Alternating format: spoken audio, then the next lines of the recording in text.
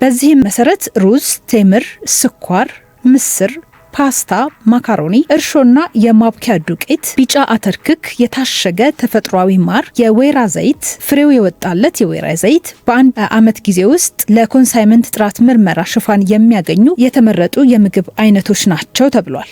ሌሎች የተመረጡ ምግቦች በአንጻሩ በ6 ወራት ውስጥ የጥራትና የደህንነት ምርመራ ሽፋንም እንደሚያገኙ መረጃው ጨምሮ ገልጾልናል። ኢምፖርት በምናደርግበት ጊዜ ወደ ሀገር ውስጥ የሚገቡ ምርቶችን በሙሉ ቀጥታ ተቀባይ በምንሆንበት ጊዜ ቀጥተኛ ተጎጂ የሚሆነው ሸማቹ የህብረተሰብ ክፍል ነው። ልክ ነው። እንግዲህ አስመጪው ከገበያ ላይ ምርቶቹን በሚያመጣበት ጊዜ ያወጣውን ወጪ በሂደቶቹ ሁሉ የሚያልፍበትን ነገር እዛ ላይ የራሱን ተጨማሪ የትርፍ ማርጂን ይዞ ወደ ገበያ ያቀርባል። ስለዚህ ሄዶ እነዛ ምርቶች የሚያርፉ ተጠቃሚው ጋር ነው። ስለዚህ ተጠቃሚው ጋር ሲደርሱ ምርቶቹ የሚያስፈልገውን አገልግሎት መስጠት ካልቻሉ በትክክለኛው የጥራት ደረጃ ካልቀረቡ ሊተጎጂ የሚሆነው ሸማቹ ያው ማለት መጨረሻ ተጠቃሚው ህብረተሰብ ነውና ይሄንን ከመጠበቅ አንጻር እንግዲህ በዋነኝነት ኃላፊነት ከተሰጣቸው ተቋማት መካከል የኢትዮጵያ ምግብና መድኃኒት ባለስልጣን አንዱ ነው።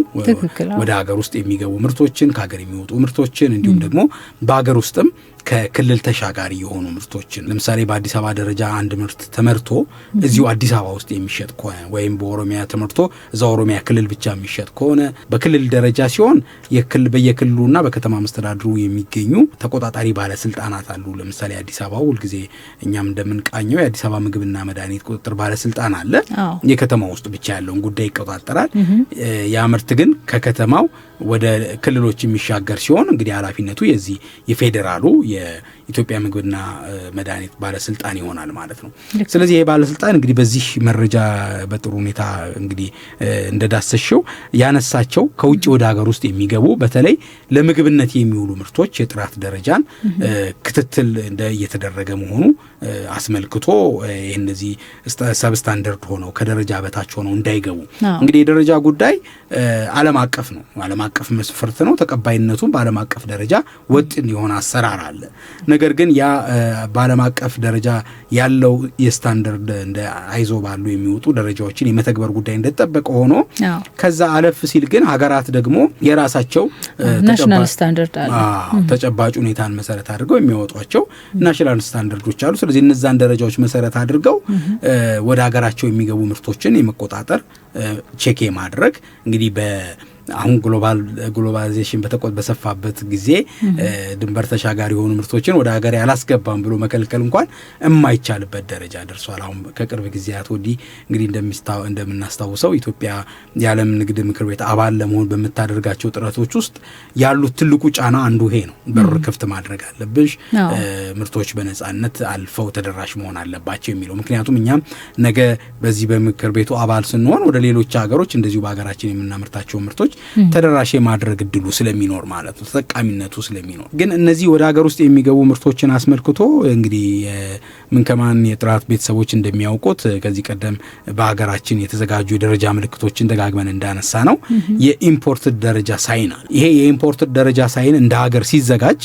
ዋነኛው ዓላማው ይሄ ነው። እንግዲህ ከውጭ ወደ ሀገር ውስጥ የሚገቡ ምርቶች በተመረቱበት አገር የኮንፈርመንት አሰስመንት አድርገው ማረጋገጫ ይዘው ነው የሚመጡት። ከዛ ባለፈ ግን እንግዲህ አንዳንድ ጊዜ የጥራት ጉዳይ በፋብሪካ ምርት ሂደቱ ብቻ አይጓደልም። ልክ ነው። ምርቱ ሲመረት ተገቢውን የጥራት መስፈርት አሟልቶ ሊመረት ይችላል። ከዛ በኋላ በአጓጓዝ በስቶሬጅ ሌሎች መሰል ጉዳዮች ለጥራት መጓደል ምክንያት ሆነው የሚመጡ በመሆናቸው ይሄንን ሁሉ ሂደት አልፈው ወደብ ላይ ወደ ሀገር ውስጥ ከመግባታቸው አስቀድሞ ሳምፕል እየተወሰደ ፍተሻ የሚደረግበትና ተገቢውን የጥራት መስፈርት ማሟላታቸው የሚረጋገጥበት ሁኔታ አለ። ያንን ሲያረጋግጡ ይሄ የደረጃ ምልክት የሚሰጥበት ሁኔታ አለ። ይሄ የደረጃ ምልክት ያው እስካሁን ወደ ስራ አልገባም። ስለዚህ አሁን ግን ከዚህ መመሪያ ጋር ተያይዞ ያው ወደ ስራ ይገባል ተብሎ ተስፋ ይደረጋል። ስለዚህ እንደ ሩዝ፣ ቴምር፣ የስኳር ምርትና ፓስታ፣ መኮሮኒ በርካታ የምርት አይነቶች ተነስተዋል።